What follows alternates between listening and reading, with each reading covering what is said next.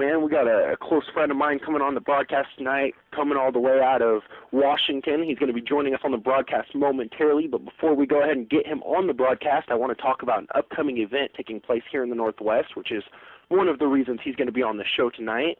NGW Pro Wrestling, of course, New Generation Pro Wrestling, presents the War on Hunger Rock and Wrestling Free Food Drive, June 11th, 7:30 p.m. to 10:30 p.m. at Uncle Sam's Bar and Grill, located at 16003 Pacific Avenue in Spanaway, Washington. It's going to be a very good card. Of course, you've got the greats, like, of course, Coach Mike Jones, who is the Washington State champion. You've got the NGW heavyweight champion, Rotten Ron Sutherland, who, of course, has wrestled Kevin Nash and done stuff with WCW and down in Mexico for AAA. We've got Wild Lyle, Christopher Ryzik, Dash Venture, Saddam Sims, the Mahajadeen, and Dafala the Butcher. You've also got, of course, El Vagabundo, Hostile, and many more. You can find NGW on the web by going to newgenerationwrestlingnw.com. And if I'm not mistaken, we do have our guest on the line. So without further ado, I want to welcome to the air Coach Mike Jones. What's going on, man? That's right, baby. This is Coach Mike Jones, the coach with the most, coming at you from coast to coast. Don't want to boast, baby, but I'm going to roast. So let's just have a toast with the coach with the most. You know what, baby? Don't forget to not hate. Just tolerate, baby. Congregate. Consummate. That's right. You know it, baby, because don't be late because it's your fate. How's it going, everybody? It's going great, man. It's a pleasure to have you on the air. Now, of course, you know, with the name Coach Mike Jones, I got to ask you, how did you get that name? Well, being a coach since I was 13 years old for my brother's Little League team. From there, I would be a coach at the Boys and Girls Club that I grew up at, which I brought professional wrestling to. And then right there, the coach was born once I brought professional wrestling to the Boys and Girls Club that I grew up playing at and coaching at and wrestling at as a pro. It was a dream come true. Nice. Okay. Now, growing up, were you a professional wrestling fan? If so, who were some of your favorites?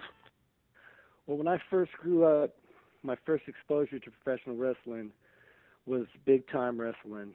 And I swear they used to show it live from the Coliseum in Seattle with Jimmy Snuka running down there barefoot. He'd sprint down to the ring, slide through, and whoop him up with a full Nelson within like 30 seconds. And, I mean, I was just awestruck. And then from there, you know, I grew up watching Georgia Championship Wrestling, which, of course, I love Buddy Rose, too, but and Piper. But Mr. Wrestling, too, was like one of the reasons I became a wrestler.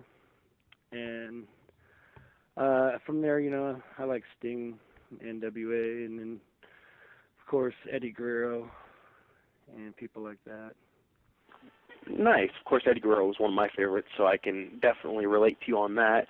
Now, was wrestling your first career choice? If not, what was? Well, I guess when I was like 13 or 14 years old, when I decided I wanted to be a wrestler, it probably was my first career choice.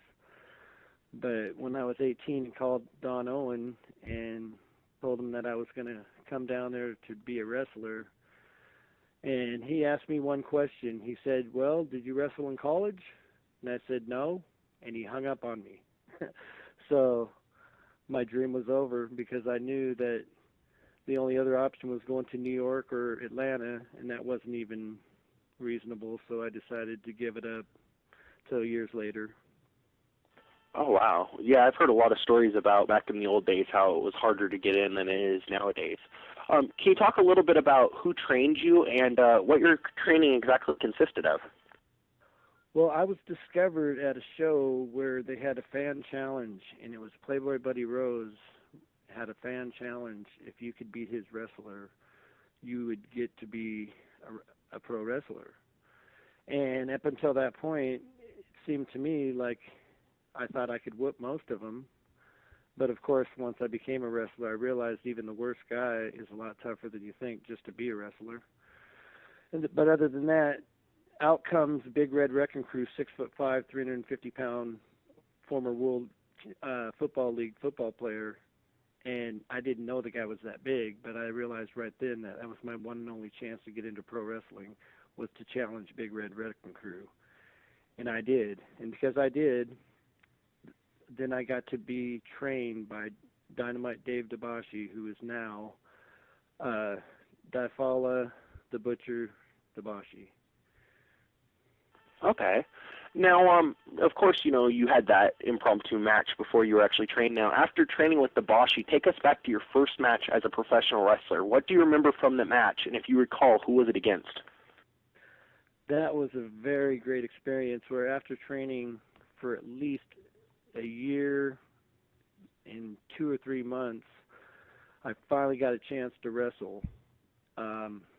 And it was against Billy Two Eagles, the Northwest legend. And my goodness, I could not pass this up. And I did not realize about his chops and how tough it would be to even wrestle him.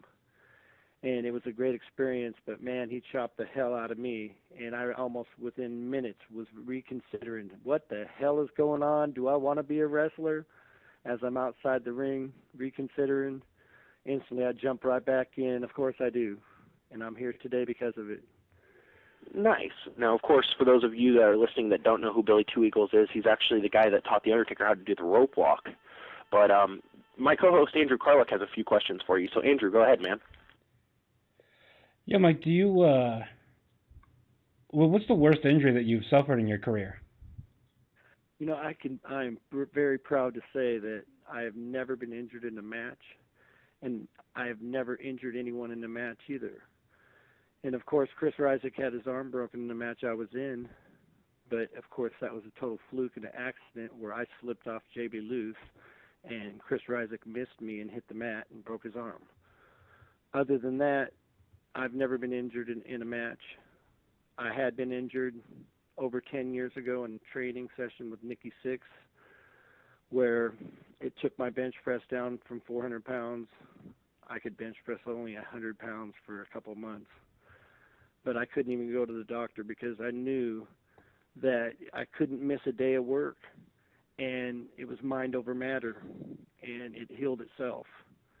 And since then, my bench press is back up, of course. Now, who's been your toughest opponent in your career? Probably, of course, Billy Two Eagles, Moondog Moretti. I've wrestled Michelle Starr. Those three were probably some of the toughest people. Alternatively, who've been some of your easiest nights? What was that again? I said alternatively to that, who've been some of your easier nights? Oh, easier nights? I couldn't believe how easy it was to beat Keith Atkins a few months back. But then the next time I got to meet him in a cage, he was actually better that time. But other than that, I mean, I'm telling you, nobody's a cakewalk because don't underestimate anybody in there. I would tell you that. Now, do you have a rib or a road story from your time in wrestling you can share with our listeners? I guess this is an adult show, of course, right? Yep. Go ahead. Okay. Well, one of the, I guess, worst ones I've ever had. There wasn't really many, but this one probably is an all-timer. We're sitting in it's the Anacortes Casino. Dave Dabashi's promotion was Cascade Championship Wrestling at the time, and he's got Tim Flowers on the card with this guy named Rockford and the Basher and the Pimp and myself and Rick Lee and a few other people. But regardless, I couldn't believe it when Tim Flowers picked up one of the guy's drinks when the guy wasn't looking, stuck his dick in the drink, set it back down, and then everyone watched when the guy walked over, picked it up, and took a drink, and everyone just busted up. It was, I couldn't believe it. I didn't like it, but, it happened. Classic. Because I'm totally into you don't mess with nobody's food or drinks or anything of theirs, let alone. We have a call coming. I'm sorry. We have a call coming in. Probably someone wants to ask you something. Hello, you're on the air. Hey, this is Sign Guy. Hey, Sign Guy. Sign Guy! Hey, Coach, I wanted to call in and say I look forward to seeing you on the 4th this week, and then on the 11th with the big Uncle Sam show. And I want to thank you publicly for giving Sign Guy the opportunity to get a lot more bookings in this area lately. And I'm happy to work for and with the coach with the most. And I'm very grateful that you're on the Real School Army as a manager and training to be one of the greatest wrestlers, even though I know you already know how to wrestle, but you're just always, just like myself, looking for further training. Absolutely, and I look forward to the next few shows with you, Coach, and I'm going to let you do your thing here on Falls Count, which I enjoy very much, and I will talk to you Saturday. All right, see you, bro. Thanks for bearing with us there tonight, Sign Guy.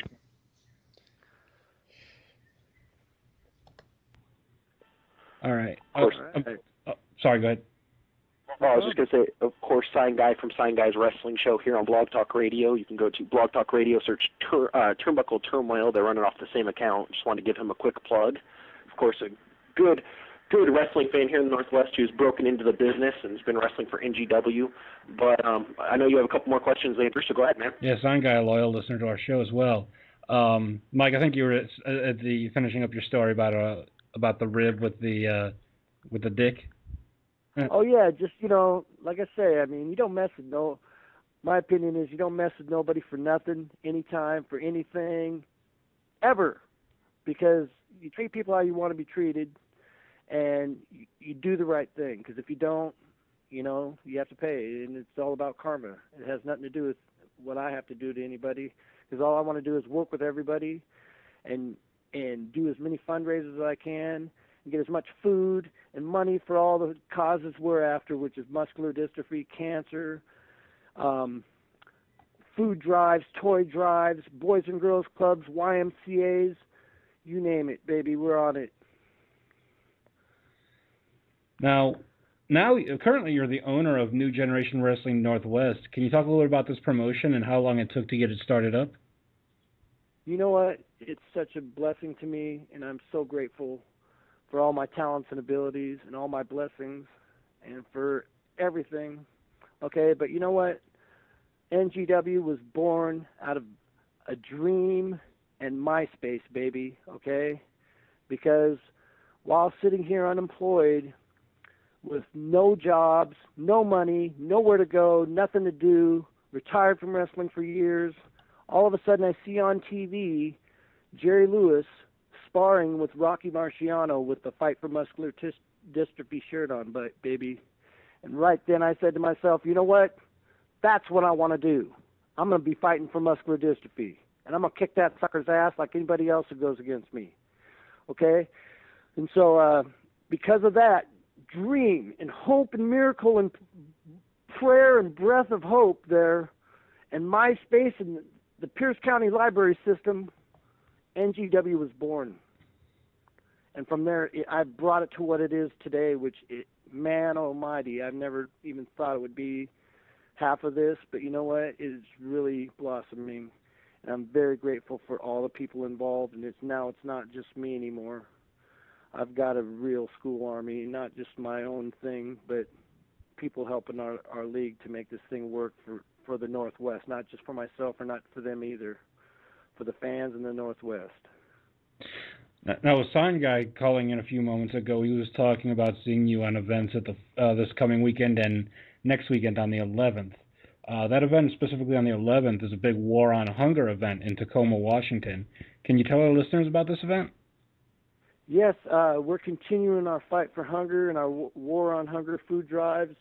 We started them back in April 29th, 30th, and May 1st. And we've been fighting for hunger, and it's been going to the food pantry in Parkland, Washington. And they've been great to us, too. They help us with some chairs, and we help them with hundreds of pounds of food. And we're very grateful to do that. And now JT has a couple more questions, so go ahead, JT. Yeah, first of all, I want to say, thank you for the opportunity of putting me on that event. I love doing things for charity, so I'm looking forward to coming out there and helping raise, of course, food for the charity. And, my next question actually for you is if you could wrestle one person, past or present, or maybe the future of wrestling? Who would you want to wrestle that you have never wrestled before? Dang, I would think wrestling Flair back in the day would have been the shit, because when I seen him wrestle Piper and Sting and Billy Jack Haynes live, that was the shit. There's nothing like that. Definitely. And my actual last question for you is, what do you see the future holding for Coach Mike Jones? I see the future holding for myself, which, my girl doesn't like me wrestling, and, like my hero wrestling too. I swear he was over till he was 65, kicking ass, which he wrestled till he was like 70. And I don't think I want to go that far, but I know if I wanted to, I could. But the main thing is, because my girl doesn't want me to, and there's more things in life, it seems like I got another year or two left in me for wrestling.